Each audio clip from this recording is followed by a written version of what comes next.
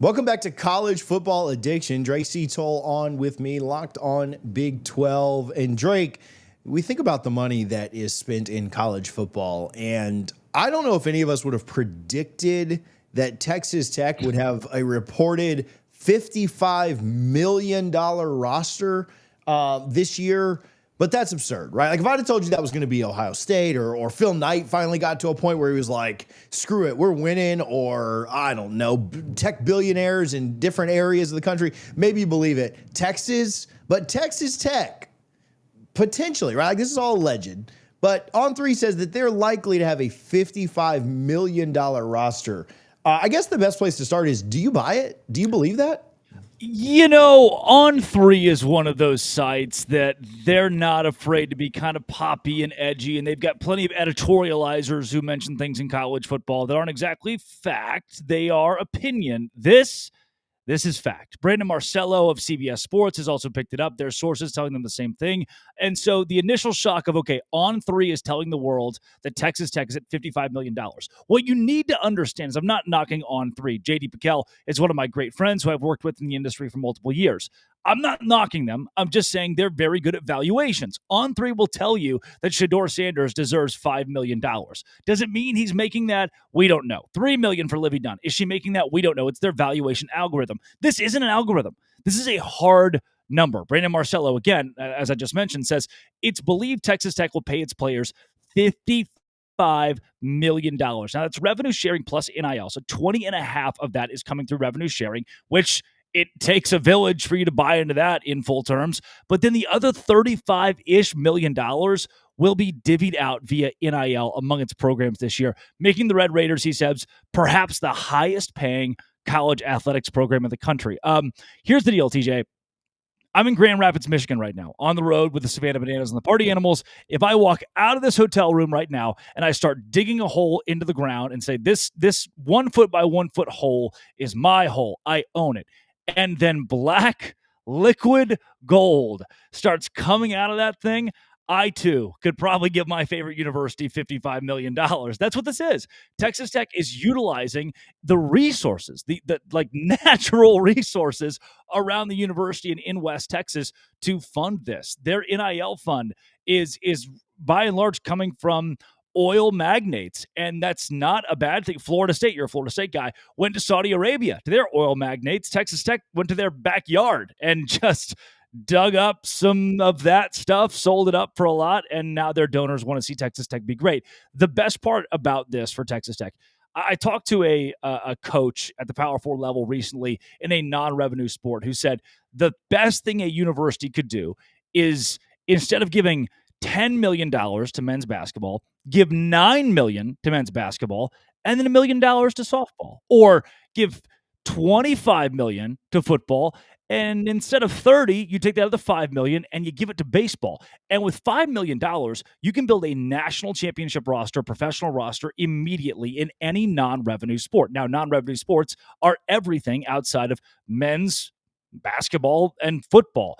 If you do that, instead of risking everything and putting it all to basketball and football and hoping it works out, hoping they win, and the second they don't, it's all a wash and you've lost millions of dollars in basically a failed marketing attempt. You know, athletics is the gateway to most universities. When you lose, your marketing loses. Instead of doing that, Texas Tech, they bought a softball player for $1 million, and guess who is the talk of the town in NIL right now? It's Texas Tech. Not because they give $1 million to their backup wide receiver, who is a third or fourth rounder. No, to a softball player who took the world by storm. What Tech is doing is genius. They say, we're going to give $55 million, but it's not all football. It's not all basketball. It's softball. It's tennis. It's golf. It's whatever we want it to be, because instead of giving the entire deal to the guys out there on the gridiron, we understand they are very valued. But the second we invest more than anybody else in the non-revenue Olympic sports, the second our brand gets bigger there.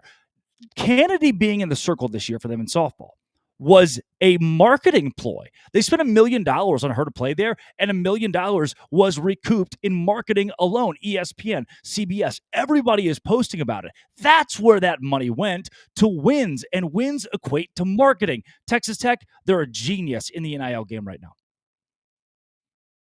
as somebody who watched her pitch 3 times, has watched her pitch 3 times in her career, once down in Clearwater and then twice in Tallahassee in the Super Regional where she was absolutely electric, and then watched Kennedy through the Women's College World Series. Yeah. Literally, had she pitched out on an intentional walk, I mean, they win the Women's College World Series by winning game 1 and game 2 and not going to that game 3 where she was just exhausted. So you'd say that was a good return on investment. Football, though, I mean, that's a whole different animal, right? Where one player cannot carry you through an entire, not only season, but then postseason. And not nothing against any of the rest of Texas Tech's softball players, which they've got a really good team, and I like Jerry Glasgow a lot. But she carried them. Let's be honest. I think they ended up scoring like 3 or 4 unearned runs in games in a row. Like they were winning games 1-0, 2-1. Like they were winning in some wild ways because she just shut things down. Football's very different, and you've got to have, I'd say, more camaraderie, more teamwork, more of a gelling together. And they've built this a lot through the portal. They've got a lot of guys coming back. What's the return on investment, though? Like, what has to be the expectation when you're spending maybe the most in college football, but if not, certainly top 5, top 10-ish? I mean, my thought would be, as a complete outsider, the expectation has to be to get to the playoff and win a game, at least in the playoff. Like, this can't be we won the Big 12. We're happy to be here. It's got to be you've got to actually win something when you get there. And anything short of winning the Big 12 and going to the college football playoff, to me, with spending that much money, feels like a failure. Well, Ryan Day was. They told Ryan Day, here is an NFL roster, go win with it. We don't care how good of a football coach you are. This is the keys to a Miata when everybody else is driving a Ford. They're not the Jeep is the Grand Cherokee. That's what this is, hey, Joey McGuire, we will buy you the equivalent of an NFL roster, especially for a Big 12 standard. Go win the Big 12 conference. If you don't, what is going to happen is that money won't go away. Donors won't stop giving. In college athletics, you donate toward a brand. You donate toward a logo. There's a reason that the WNBA doesn't get a ton of traction. There isn't necessarily a men's program in the same city tied to the same team that can be rooted for, or even a softball program in the same city, the same team that can be rooted for, men or women. In college athletics, there is. I can root for the men's tennis team when they're in the national championship the same way I can root for the football team in week 3. At Texas Tech, if football does not win now, that money won't go away. It will just go away from football. They will be a university like a Duke, like a Kansas, that in essence accepts for decades on end, football isn't our bell cow. Something else is. We are going to put more resources because, again, TJ, if you put $50 million into football and football sucks, you just wasted $50 million in football.